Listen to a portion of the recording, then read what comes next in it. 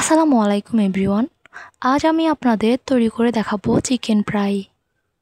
আমি ঘরে থাকা অল্প কিছু উপকরণ দিয়ে তৈরি করে দেখাচ্ছি। তো আমি প্রথমে 2টি চিকেন লেগ পিস নিয়ে নিলাম। তাতে সামান্য পরিমাণে লবণ দিয়ে আমি ভালোভাবে চিকেনগুলোকে মেখে 10 মিনিটের জন্য রেস্টে রেখে দিলাম। তো 10 মিনিট হয়ে গেলে পানি ছাড়িয়ে নিব।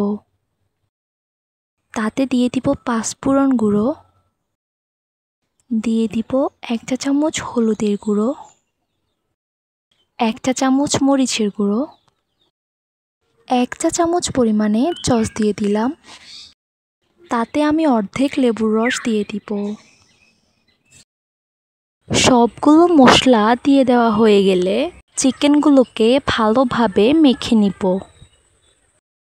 চিকেনগুলোতে কিন্তু আমি ভালোভাবে মশলা লাগিয়ে দিচ্ছি। মশলাগুলো ভিতরে ঢোকার জন্য আমি চিকেনগুলোকে কেটে কেটে দিয়েছি। চিকেনগুলো ভালোভাবে মাখানো হয়ে গেলে 10 মিনিটের জন্য রেস্টে রেখে দিব। নেক্সটে 1 কাপ ময়দা নিচ্ছি। তাতে দিব জিরে গুঁড়ো, মরিচের গুঁড়ো, ধনে পাতার গুঁড়ো, লবণ। এখন সবগুলো উপকরণকে মিক্স করে নিব।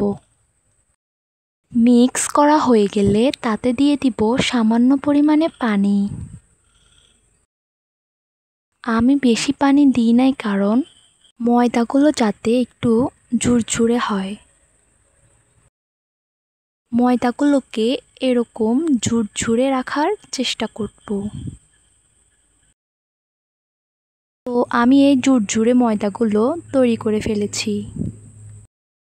এখন আমি অন্য আরেকটি বাটিতে একদম পাতলা করে নিব।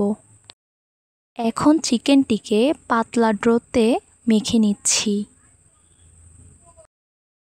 আমি দুইটাকেই মাখিয়ে নিলাম। চিকেনগুলোকে ভালোভাবে মাখানো হয়ে গেলে অন্যদিকে ঝুরঝুরে ডোতে দিয়ে দিব। এখন আমি ময়দাগুলোতে ভালোভাবে চিকেনটাকে মেখে নিব। তো দেখতে পাচ্ছেন তো আমি কিভাবে চিকেনটাকে মাখাচ্ছি। এভাবেই চেষ্টা করব মাখানোর জন্য। তো চিকেনটি মাখানো হয়ে গেছে আমার।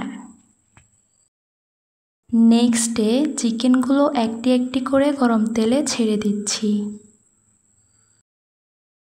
চুলার আঁচটি লো হিটে রেখে ভেজে নিব। তো আমি চিকেনগুলোকে একটি একটি করে উল্টে পাল্টে দিচ্ছি। চিকেনগুলোর কালার আসা পর্যন্ত উল্টে দিব। আমার চিকেন ফ্রাইগুলোর অনেক সুন্দর একটি কালার চলে আসছে। এখন আমি চিকেন ফ্রাইগুলো একটি একটি করে নামিয়ে নিচ্ছি। ফাইনালি চিকেন ফ্রাইগুলো তৈরি হয়ে গেল।